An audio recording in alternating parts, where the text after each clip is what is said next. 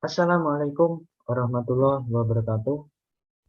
Perkenalkan, nama saya Rifrinto Maulana dengan NIM 6211420010. Saya berasal dari Rombel 3B, jurusan Ilmu Keolahragaan Universitas Negeri Semarang. Pada kesempatan video kali ini, saya akan mempresentasikan mengenai makalah yang telah saya buat, yakni dengan judul Efektivitas Proses Belajar Mengajar Pendidikan Jasmani di Sekolah.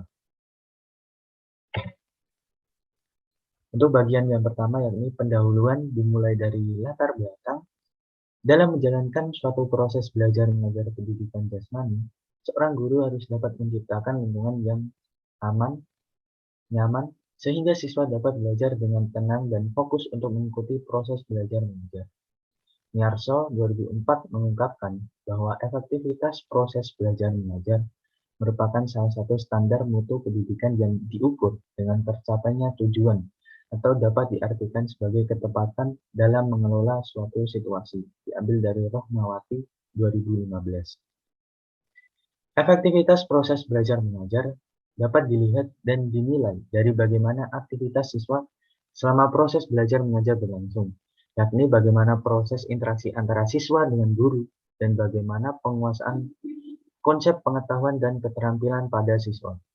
Namun, seringkali prasyarat tujuan proses belajar mengajar yang efektif tersebut disepelekan oleh guru pendidikan jasmani.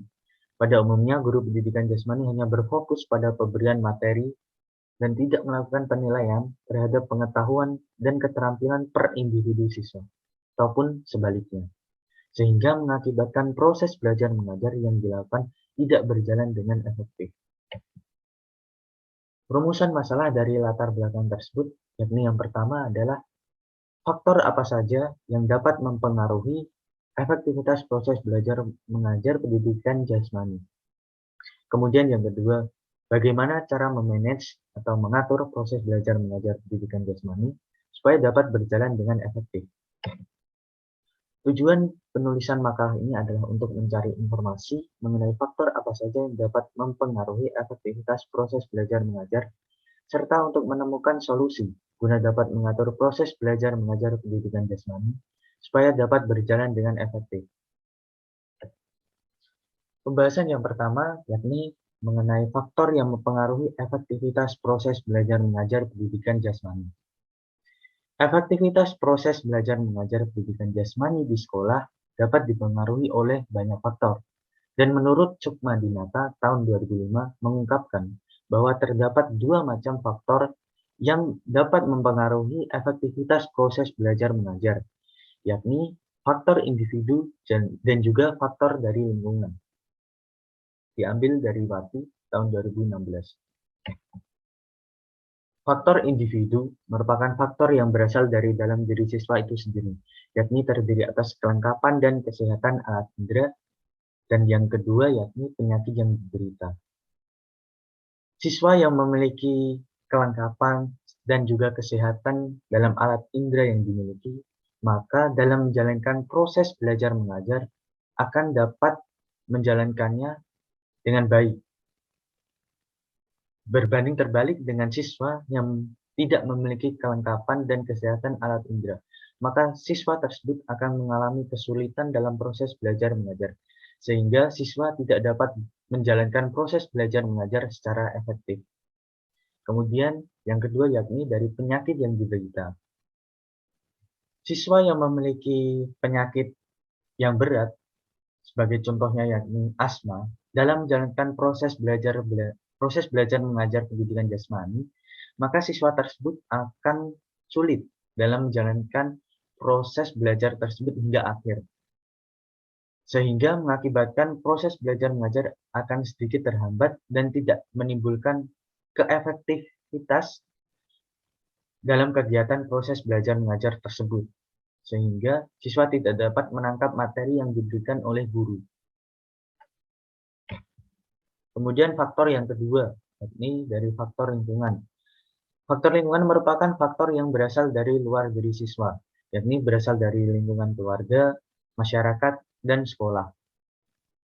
Faktor yang berasal dari lingkungan keluarga itu dapat dinilai dari orang tua. Ketika orang tua mendukung siswa dalam proses belajar mengajar, maka siswa akan dapat lebih bersemangat, sehingga menimbulkan rasa kesadaran diri siswa untuk mengikuti pembelajaran dengan baik, sehingga siswa dapat memahami setiap materi yang diberikan oleh guru tersebut. Kemudian dari masyarakat.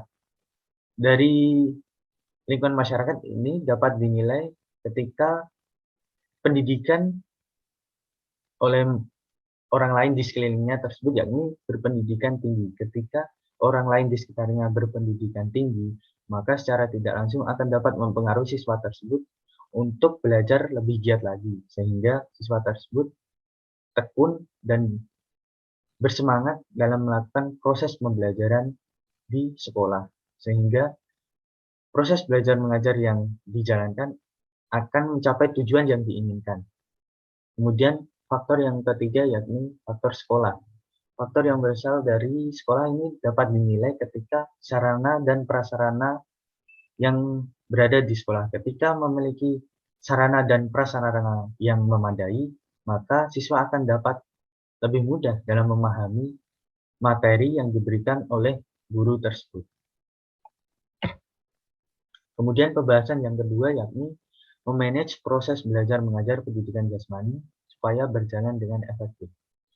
Sukintaka dan Mudofir mengemukakan bahwa manajemen dalam mendukung efektivitas proses belajar mengajar pendidikan jasmani terdapat dua macam, yaitu yang pertama manajemen dalam perihal mengelola sarana dan prasarana pendidikan jasmani, dan yang kedua yaitu manajemen dalam perihal mengorganisasi peserta didik dalam proses belajar mengajar. Irwan tahun 2020. Pada setiap pelaksanaan proses belajar mengajar pendidikan jasmani, itu perlu dilakukan manajemen pengelolaan sarana dan prasarana dengan cara melakukan perawatan dan pemeliharaan secara rutin terhadap setiap sarana dan prasarana yang digunakan dalam proses belajar mengajar dengan tujuan supaya penyampaian materi dan penerimaan materi dapat dilaksanakan dengan baik oleh siswa dan juga guru. Kemudian, seorang guru pendidikan jasmani dalam melaksanakan manajemen proses belajar mengajar yang efektif dan mudah diterima bagi peserta didik, itu harus melaksanakan kegiatan yang terdiri dari 4 tahapan berikut. Menurut Muhammad Mawardi tahun 2019, yakni yang pertama, membuat perencanaan pembelajaran. Membuat perencanaan pembelajaran dalam hal ini adalah dimaksud dengan RPP atau Rencana Pelaksanaan Pembelajaran, yang di dalamnya dapat berisi dengan tujuan, kemudian kegiatan pembelajaran, metode pembelajaran, dan kegiatan lain yang dijalankan selama periode proses belajar mengajar dilakukan. Jadi, membuat perencanaan pembelajaran sebelum melaksanakan pembelajaran itu sangat penting. Jadi, ini merupakan proses kegiatan pertama supaya proses belajar mengajar itu dapat tersampaikan dengan baik. Kemudian yang kedua, yakni pelaksanaan pembelajaran. Dalam kegiatan tahapan yang kedua ini, seorang guru pendidikan jasmani akan mengimplementasikan rancangan pelaksanaan pembelajaran yang telah dibuat sebelumnya. Jadi, dalam pelaksanaan pembelajaran, guru pendidikan jasmani dalam menjalankan proses belajar mengajar harus sesuai dengan rencana pelaksanaan pembelajaran yang telah dibuat sebelumnya.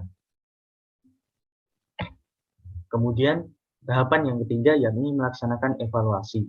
Melaksanakan evaluasi di sini adalah dengan cara melakukan guru pendidikan jasmani dapat mengajukan pertanyaan kepada siswa mengenai pembelajaran yang telah dilakukan selama ini, materi yang telah disampaikan oleh guru pendidikan jasmani selama proses belajar mengajar berlangsung.